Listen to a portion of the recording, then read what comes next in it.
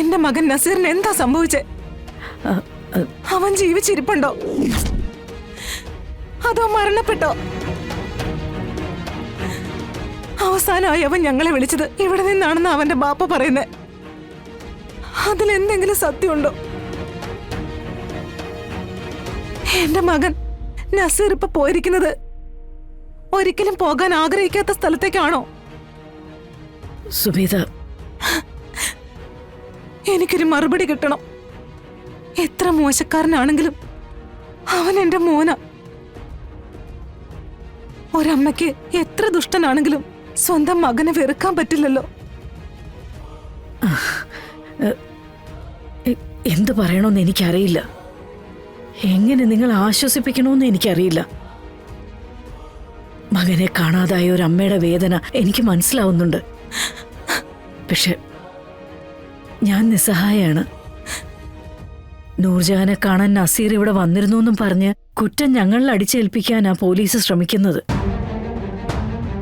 Case എങ്ങനെയെങ്കിലും അവസാനിപ്പിച്ച് അവർക്കവരുടെ ജോലി മതിയാക്കണം. അതിന്റെ പേരിൽ മറ്റുള്ളവർ അനുഭവിക്കുന്ന വേദന എന്താണെന്നോ മാനസിക ബുദ്ധിമുട്ട് എന്താണെന്നോ അവര് മനസ്സിലാക്കുന്നില്ല. ഇടയ്ക്കിടയ്ക്ക് ഇതുപോലെ അവൻ മാറി നിൽക്കും.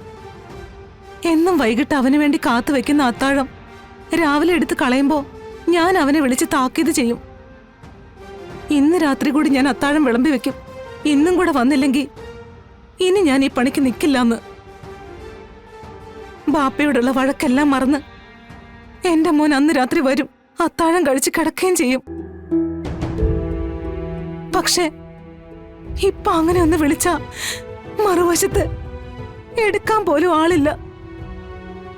എന്നിട്ട് ഞാൻ അവൻ അത്താഴം വിളമ്പി കാത്തിരിക്കുന്നുണ്ട്. അവന്റെ ബാപ്പ പോലും ഇത് കണ്ടിട്ട് എന്നെ ശപിക്കുന്നുണ്ട്, ശകാരിക്കുന്നുണ്ട്. എന്ത് ചെയ്യാം? പെറ്റ തള്ളയായി പോയില്ലേ?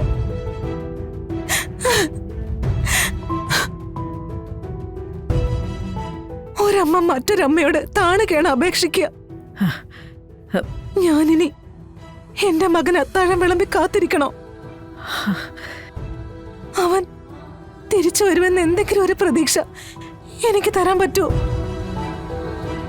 ഒരമ്മയുടെ അടക്കാനാവാത്ത ആഗ്രഹം കൊണ്ട് ചോദിക്കുക, എന്റെ മോൻ ജീവിച്ചിരിപ്പുണ്ടോ?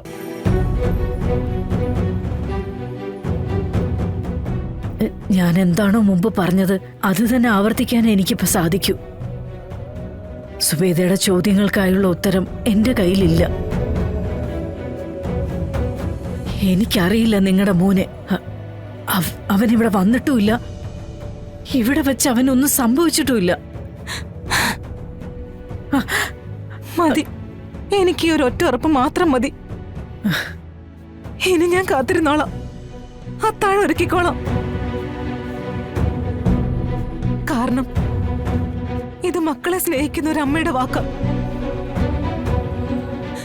വാത്സല്യവും സ്നേഹവും ശകാരവും ഒക്കെ ഉള്ള ഒരു അമ്മയുടെ വാക്ക്. മതി, എനിക്കിതറിഞ്ഞാൽ മാത്രം മതി.